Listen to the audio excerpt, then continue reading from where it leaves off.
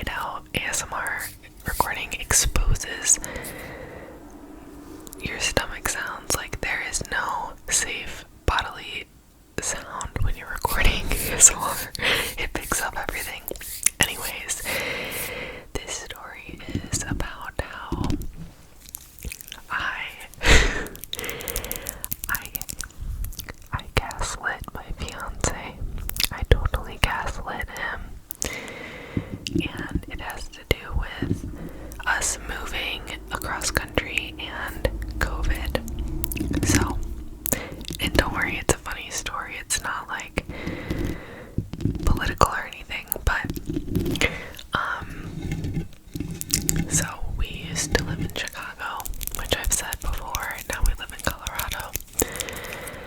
And we moved here about 2 years ago. So about 2 years ago, we moved, obviously, from Chicago to Colorado. My fiance's parents helped us move. So we had my car, my fiance's car, and then a U-Haul full of our stuff. And my fiance and his parents basically took turns driving either my fiance's car or the U-Haul, and then one of them would be in the passenger seat of the U-Haul with the driver. I drove my vehicle the whole way. So they would switch off. Like, my fiance pretty much always drove the U-Haul, but one of his parents would either sit with him or drive his car. And it was like a multiple day trip. It was like 2 days, I think. Also, I need a haircut. Like, this is how long my little hair strings are so long. I need a haircut, but my mom is my hairstylist because she always has been, but now we live in different states. She lives in Florida, so anyways, I need to find someone here that I could trust to cut my hair. Back to the story. So, where was I? Oh yeah, so it took like 2 days, so we stopped in like Nebraska or something and like slept the night. But like, they came to Chicago, we packed up our apartment, we got the U-Haul, and on the first day of traveling, my fiance was like, I feel sick. And I was like, oh, it's probably nothing. Also, I should say, important for the story, we took COVID very seriously, and so when we lived in Chicago, we only had a group of like maybe 6 people, like our pod or whatever, our circle, and it was like we'd only see like those people. We were wearing masks everywhere. We weren't like going out to restaurants or bars, just like the grocery store basically. And we were very careful. And then when we found out we were going to be moving, we were still very careful because my fiance's parents are like a little bit older, and we were really paranoid about like giving COVID to any of our parents because we were just scared of like whatever.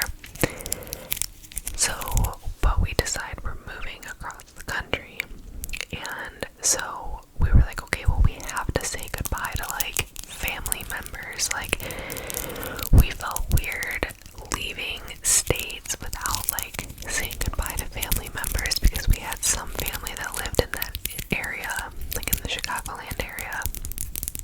So we had been only in our inner circle, very small group, and then we were like, okay, fine.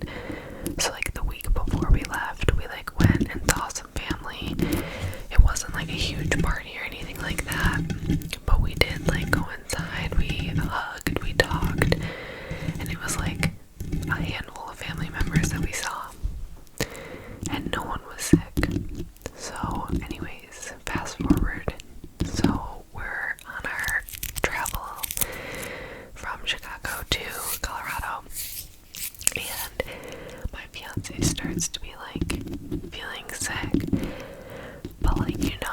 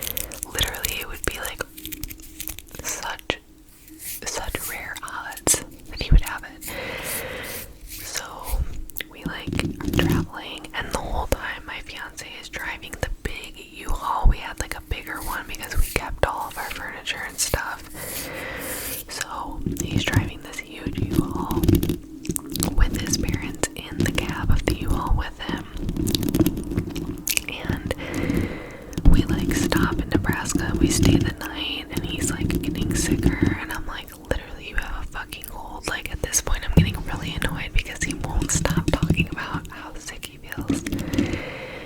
But he still had taste and smell, and like at that point those were like the telltale signs of like you knew you had it if you lost your taste and smell. He still had his taste and smell, so I was like, literally, you have a cold. And wait, what else happened? Something happened.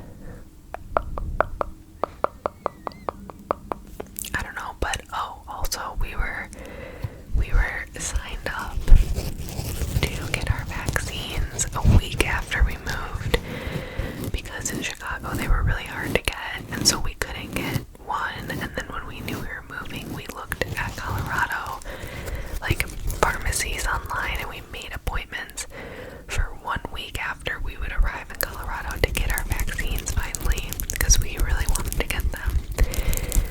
And my fiance's parents had already gotten them because they're a little older, so they qualified earlier, so they were vaccinated. We were not. And we're like driving, and then my vehicle is very old. It's like a 2004, so I still have that Bluetooth plug-in that you like put in the cigarette lighter or whatever, and it like connects to a radio station, and that's how you can like play music and talk on the phone and stuff. Like that is what I still have in my car. So I was on that, like you have to like turn into a radio station and then it connects through like the radio. Well, I didn't know that if you tune into that station and you're in a car next to you or whatever, you can then hear what that person is listening to or what they're saying if they're on the phone. I never knew that. I've had that car for years. It was a hand-me-down, and I never knew that. So we're driving, and I think it was like the last day of travel, maybe, or the second to last day. I don't remember. I called my friend because I was bored and I wanted to pass the time. So I called my friend, and she was like telling me about some boy drama she was having. And I told her about how my fiance was being a huge baby and how he just like had a cold and he like would not stop complaining about it, and he was being so dramatic and like how annoying it was. And like we hang up and whatever, I'm like listening to a podcast, and then my fiance calls me from the U-Haul like in front of me, like we were caravanning obviously, and he's like, oh yeah, my dad just called me, because his dad was driving his car and then his mom was in the U-Haul with him. He was like, my dad just called me and was laughing because he said he could hear you on the phone with your friend. And I was like, what? And he's like, yeah, he was scanning the radio and he could hear you talking to your friend about some boy. And I was like, oh my god, I fucking forgot or didn't realize that like you can tune in to the radio station. I heard us talking and heard my friend venting about this guy, but he didn't stay on the station. Like he switched off and he called my fiance, probably to like kind of let me know too that he could like hear me, or maybe he just thought it was funny, I don't know. But so like to this day, I don't think he heard me talking about my fiance, but I was like, oh my god, I was being such a bitch, like talking shit about my fiance basically, and like he could have heard me and listened in, and I was like, he's being such a wimp, like it's so annoying, he's being so negative, he won't stop talking about how sick he is. Like I was just venting, but looking back, I do feel bad, like I was not being a nice partner in that regard, because whatever, even if it was just a cold, like it sucks when you're sick, so like I could have been more patient. But I was like, oh my god. And then like I told my fiance about that, like it's not a secret, like we laugh about it now because I'm like, remember when I was talking shit about you and your dad like heard? But I don't think he actually heard that part. But then we got to Colorado, we got to our destination,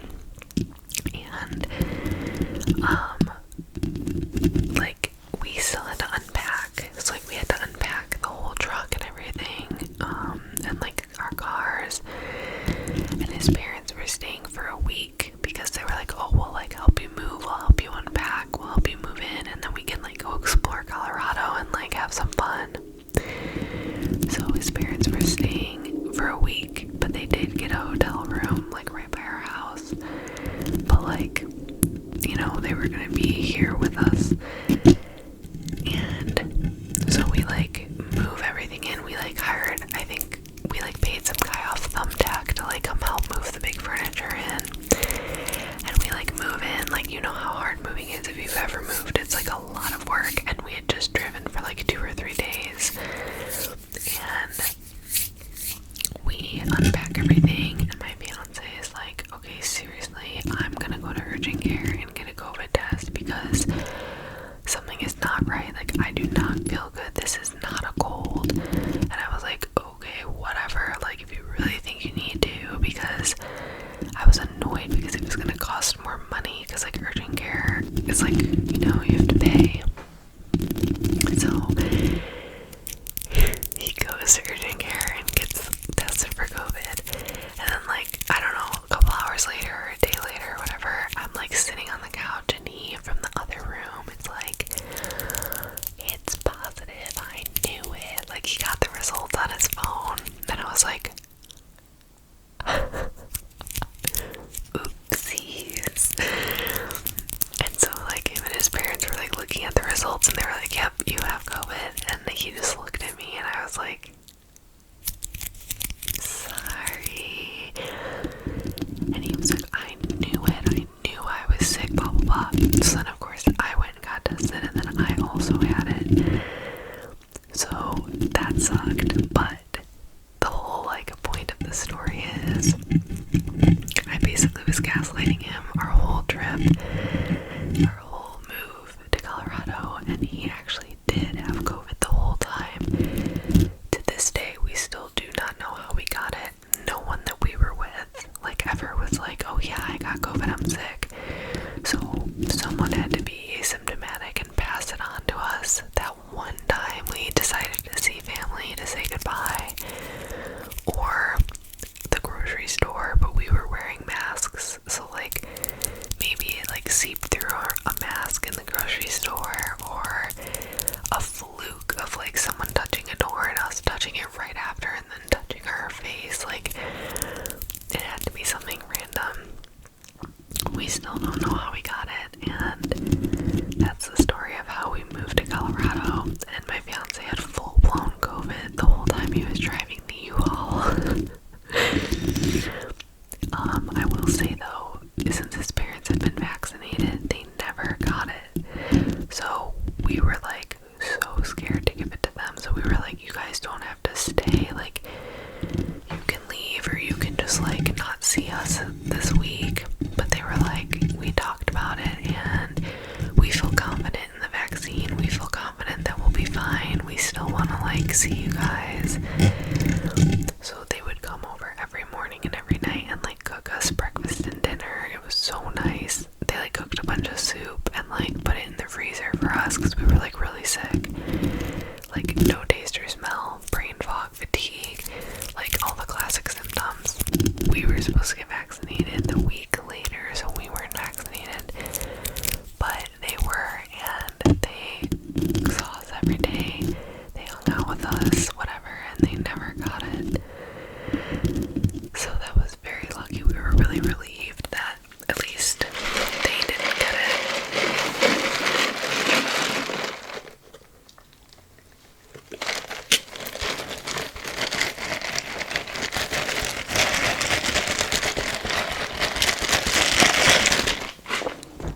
But yeah, that's basically the story. And I, of course, felt horrible. I apologized like a million times. And I still feel bad about it. Like, I was definitely being an asshole. But that's that. That's the story.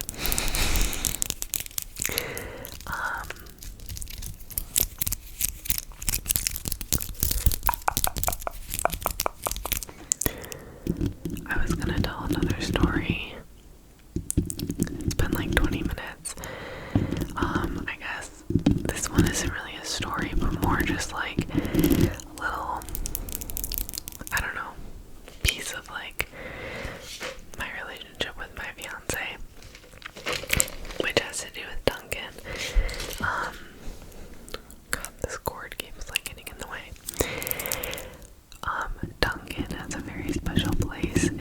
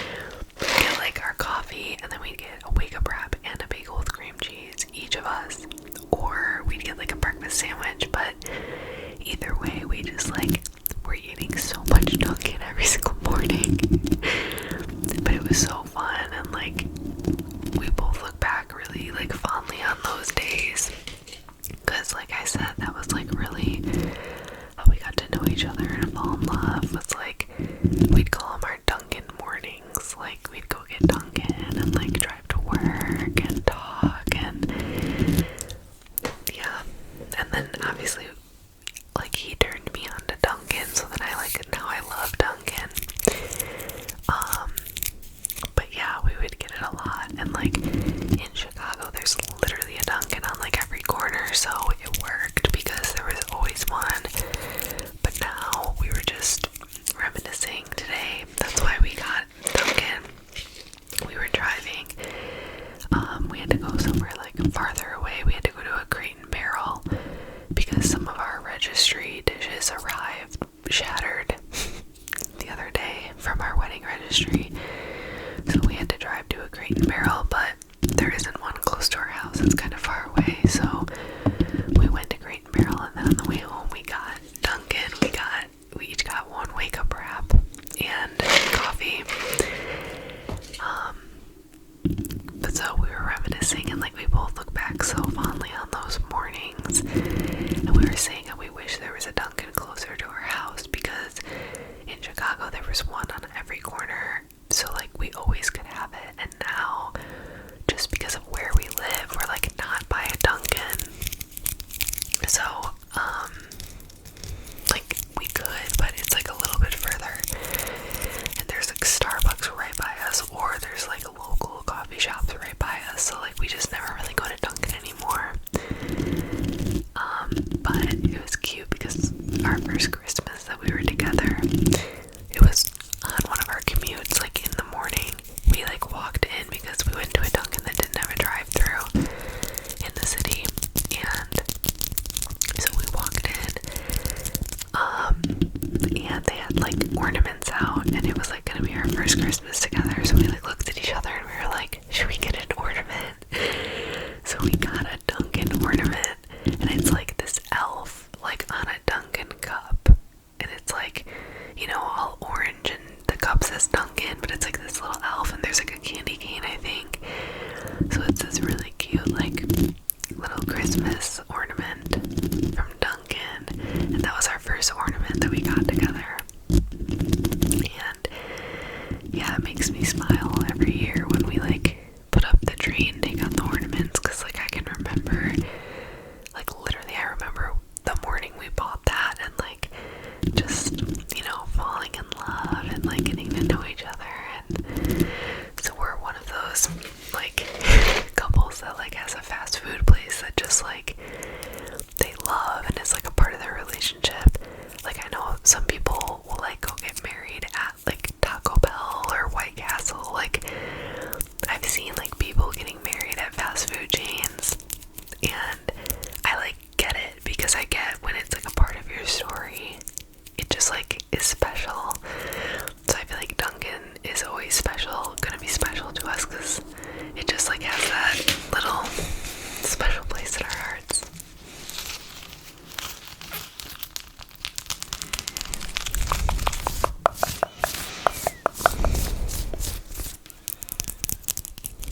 But yeah, I feel like that was all I was gonna say about Dunkin. Basically that, yeah. So I love Dunkin, and we also had a candle that was like, you know, the brand Homesick. They're like Homesick candles, and they have candles for like every state, but then they also now have candles that just like say things like congrats or whatever. One year he got me or did I get it for him?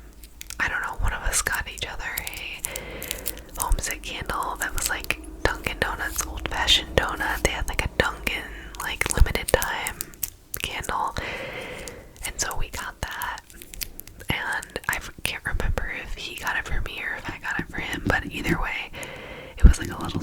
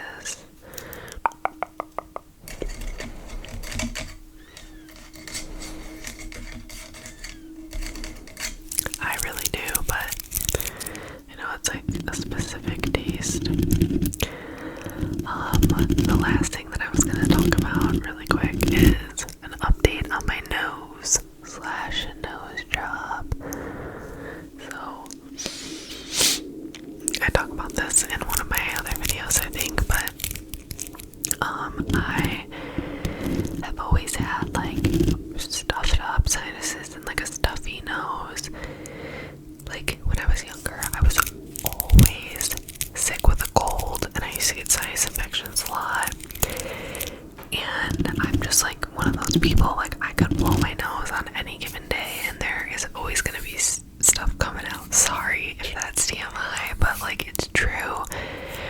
And even when there's not, I just like always feel like plugged up, even when there's not like mucus or anything. And moving out here, we hike a lot, and I realized like I couldn't like breathe out of my nose when I was like hiking. And at first I was like, maybe it's the altitude, because you really have to adjust the altitude when you move out here.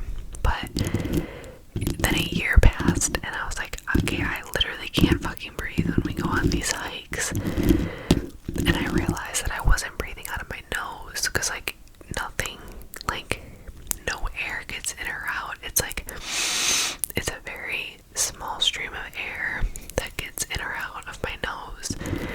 So I was like literally huffing and puffing through my mouth when we go on hikes. And so I was like, okay, I should probably get this checked out. So I went to an ENT, and he did like the little scope where they like look up in your nose and whatever. And he was like, oh yeah, like you are not getting much air through here at all. Like I have a deviated septum, like my nose, I don't know, it goes off to one side. I don't remember which side. Maybe it kind of looks like it's going that way, maybe. Yeah, I think it curves like that. So like this side's really narrow, and there's like no air that gets through. And then also when I breathe in really hard, my nostrils collapse, like against my wall of my nose. So, and then something inside there, I forget what they're called, but mine are really swollen. So basically he was like, yeah, I'm not surprised that like you can't get much breath out of your nose. And it like affects my breathing or my sleeping, because sometimes I'll like wake up and just startle because I'm like not getting enough air, because like I can't breathe through my nose basically. So he sent me to a plastic surgeon, and I just had that appointment last week, and the plastic surgeon also did the little scope, and he looked into and he agreed with what the ENT said. I have like swollen, what are they called? Not adenoids. They're called something, but mine are like big and swollen, and my deviated septum makes it so that on either side I'm blocked, because like this side's really thin, there's like no air getting through, but then this side too, there's something fucked up, I don't remember. And then with my nostrils collapsing, there's just like, I don't get air through my nose basically. But it's kind of funny because I have like a bigger nose, like I don't know if you can see it, but I mean my nose is not small, and like I have one of those bumps, so like whatever, I have a bump, so like I don't have like a cute little button nose, like I have a strong nose, but I've come to love it. I used to hate it, I used to be really insecure about it when I was like younger in high school and stuff, but now it does not bother me. I think strong noses are beautiful. I think it's a very 21st century and Western view to be like wanting a cute little button nose. Like millions and millions of gorgeous, amazing, awesome people have huge noses that are pointy in all different shapes and sizes, and so I just don't want to subscribe to that like very Western, like whitewashed, toxic mentality of like this being bad. So anyways, I've come to love it, I've come to accept it, and now I like actually need a nose job for like breathing. And the surgeon asked, he was like, so when I'm in there, do you want me to like fix anything like cosmetically? And I was like, honestly no. And I feel like he was probably like a little surprised, because if you're already getting a nose job, you might as well like make it look perfect. But first of all, I don't want to give in to the societal pressures and like change my nose, because like one day if we decide to have kids, I want to be able to like truly be like, you should love yourself and like fuck